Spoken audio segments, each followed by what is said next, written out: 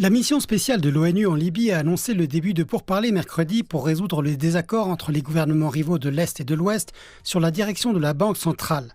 À Tripoli, l'équipe onusienne a rencontré des représentants des organes législatifs de l'Est et de l'Ouest de la Libye qui s'accordent sur le maintien de l'actuel gouverneur Al-Sadiq Al-Kabir et des représentants du Conseil de la présidence libyenne qui a tenté de le remplacer. Les pourparlers seront axés sur la recherche d'un compromis.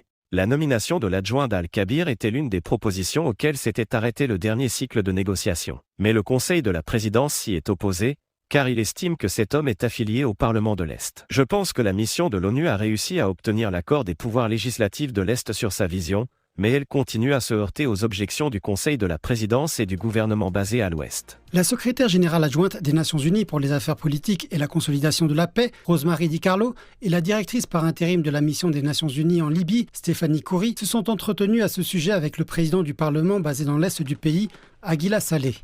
Ces pourparlers sont intervenus après que des milices de l'ouest de la Libye ont tenté de remplacer Al-Kabir par la force à 2 reprises et ont même enlevé un haut responsable de la Banque centrale. Les dirigeants de l'est de la Libye ont été irrités par cette tentative et y ont réagi en arrêtant la production de pétrole dans les principaux champs pétrolifères, ce qui a affaibli l'économie du pays, déjà en difficulté.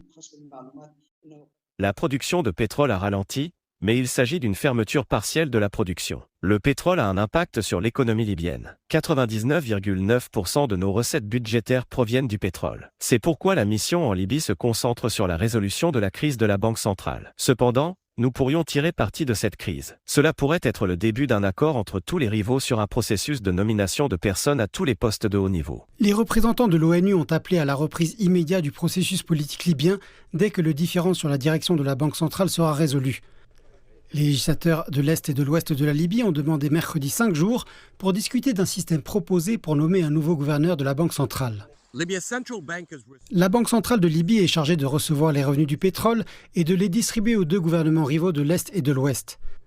Si les hommes politiques se mettent d'accord sur un système de sélection d'une personne sur laquelle ils peuvent tous s'entendre pour diriger la Banque centrale, cela serait considéré comme un grand pas vers la réconciliation et pourrait contribuer à mettre fin à la division politique et à la rivalité qui dure depuis 13 ans dans le pays.